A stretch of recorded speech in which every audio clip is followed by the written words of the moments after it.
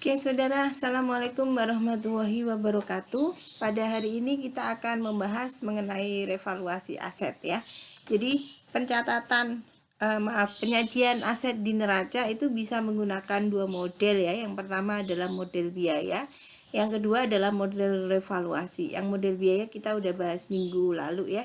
Jadi perusahaan boleh memilih mana yang akan digunakan, model biaya atau model revaluasi. Jika menggunakan model biaya, maka rumusnya adalah biaya perolehan dikurangi akumulasi depresiasi dikurangi akumulasi impairment atau penurunan nilai jika ada.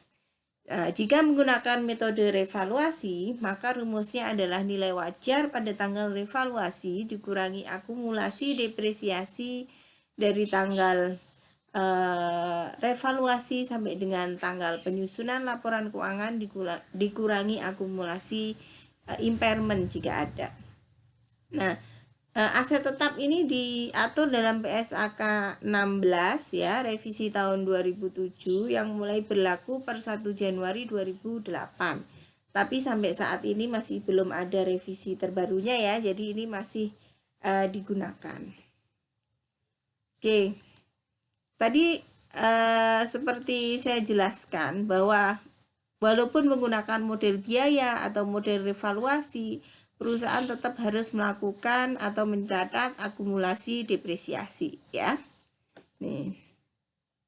Kemudian setiap bagian dari aset tetap yang memiliki biaya perolehan secara signifikan terhadap total biaya perolehan harus disusutkan secara terpisah. Jadi misalnya pesawat itu kan punya bodi ya, bodi pesawat, punya interiornya, kemudian punya mesinnya. Nah, ini kan sebenarnya biaya perolehannya cukup signifikan ya per bagian. Oleh karena itu harus disajikan secara terpisah.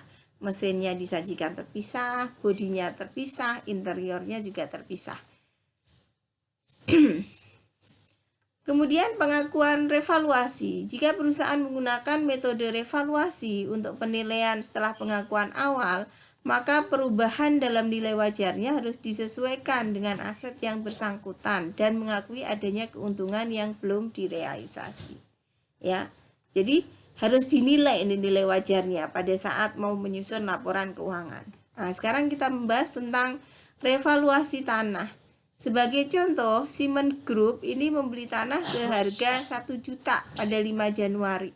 Perusahaan memilih menggunakan model revaluasinya untuk periode selanjutnya.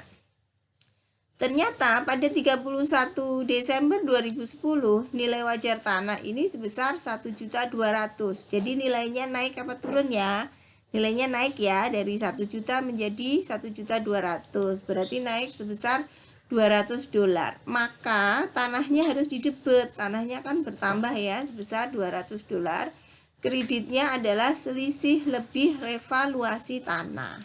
Nah, selisih lebih revaluasi tanah ini yang akan dimasukkan ke dalam other comprehensive income ya. Pada saat kita membahas laporan laba rugi ya, kita membahas itu ya. Ternyata tahun selanjutnya 31 Desember 2011 nilai wajarnya 900, berarti turun ya. Turun berapa? Dari 1.200.000 menjadi 900, turunnya sebesar 300 ya. Jadi jurnalnya tanah dikredit 300.000 ya. Kemudian selisih lebih revaluasinya ini yang sebelumnya dikredit ini didebet ya. Diturunkan, dihapus ya. Kemudian kerugian penurunan nilai 100.000. Ini sisanya ya. Nah, kalau kerugian kan pasti didebet ya, saldo normalnya.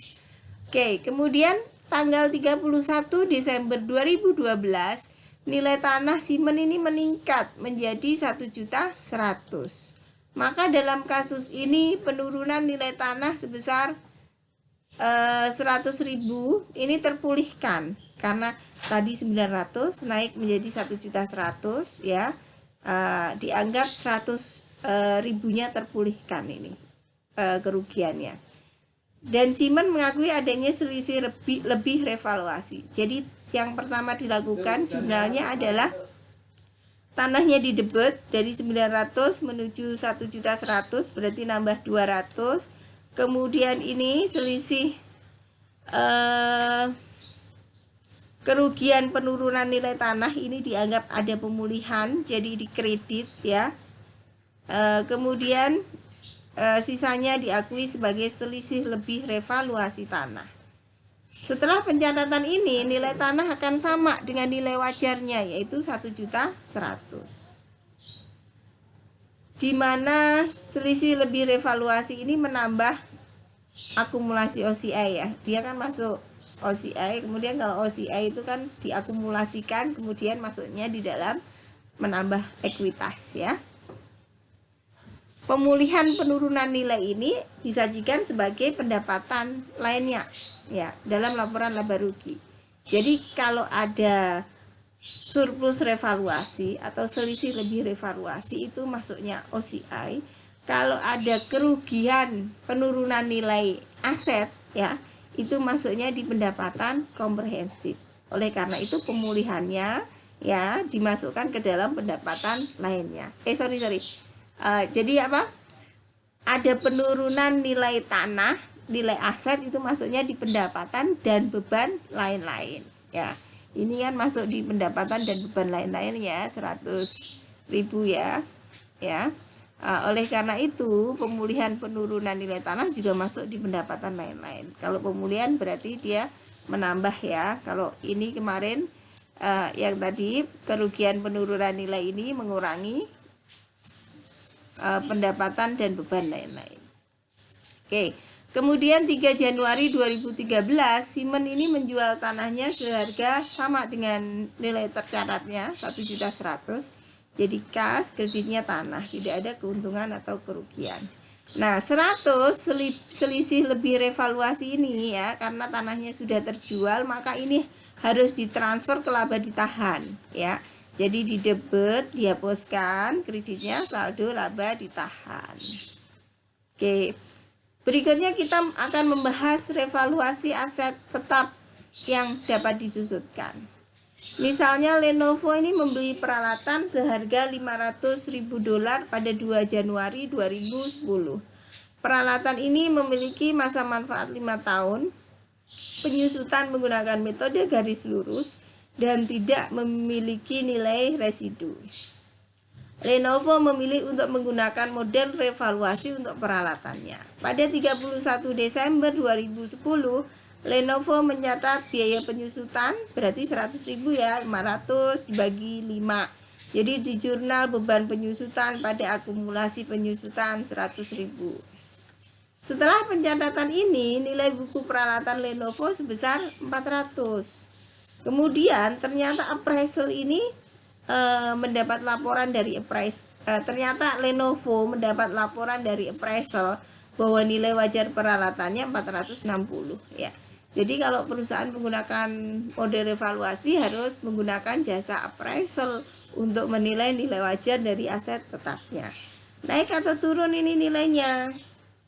Ternyata nilai wajarnya 460, nilainya naik ya, kan 400, 500 dikurangi 100 nilai bukunya ya. Ternyata fair value-nya 460, berarti naik 60.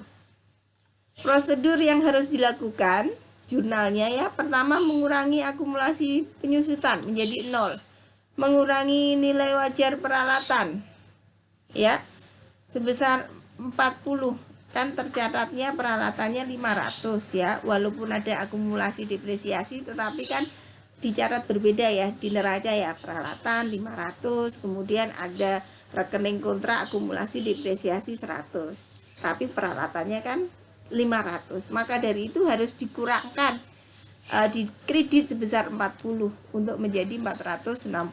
Kemudian diakui selisih lebih revaluasi sebesar 60 ya. Ini jurnalnya ya, akumulasi penyusutan peralatan kreditnya.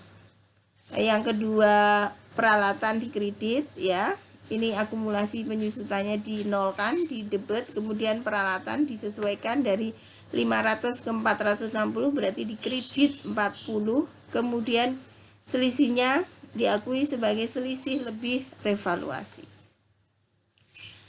Ternyata ya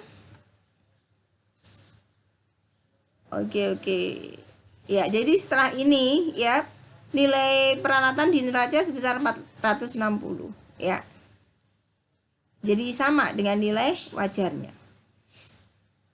Ternyata tidak ada perubahan umur ekonomis pada 31 Desember 2011. Jadi diasumsikan tetap umur ekonomisnya 5 tahun. Berarti kalau sudah digunakan setahun masih 4 tahun. Berarti Lenovo akan mengakui biaya penyusutan sebesar 115. 460 dibagi 4. Jadi di 31 Desember 2011 Lenovo akan menjurnal biaya penyusutan pada biaya penyusutan peralatan sebesar 115. Ya. Ada selisih nih, kemarin disusutkannya 10, sekarang disusutkannya 115. Jadi ada selisih sebesar $15. Nah, selisih $15 ya.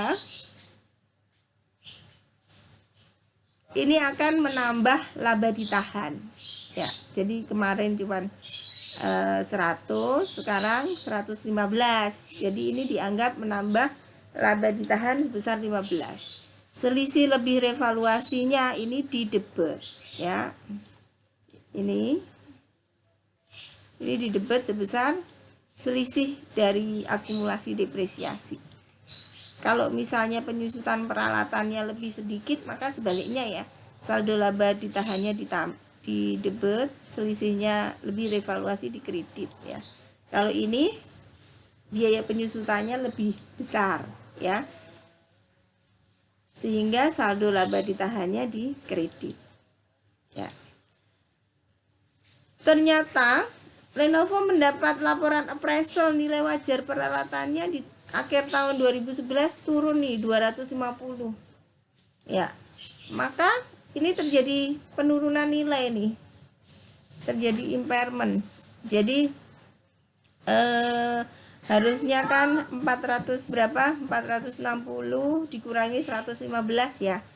Nah, itu masih lebih banyak nilainya dibanding 250. Jadi saldo yang langkah yang pertama prosedurnya menolkan saldo akumulasi depresiasi, mengurangi nilai peralatan dari 450 ke 250 itu di kredit, berarti peralatannya sebesar 210. Menghapus selisih lebih revaluasi, saldo selisih lebih revaluasi tinggal 45 ya, karena ini di sini 60 kredit, kemudian di debitnya 15, berarti tinggal 45. Kemudian mengakui adanya impairment sebesar 50. Jurnalnya ya, akumulasi depresiasinya dinolkan 115. Yang kedua, peralatannya di kredit sebesar 210. Kemudian selisih lebih revaluasinya di debit ya, dinolkan karena ada impairment. Kemudian kerugian nilai diakui sebesar 50. Oke saudara, mudah-mudahan bisa dipahami. Jangan lupa dikerjakan evaluasinya, nanti akan kita bahas.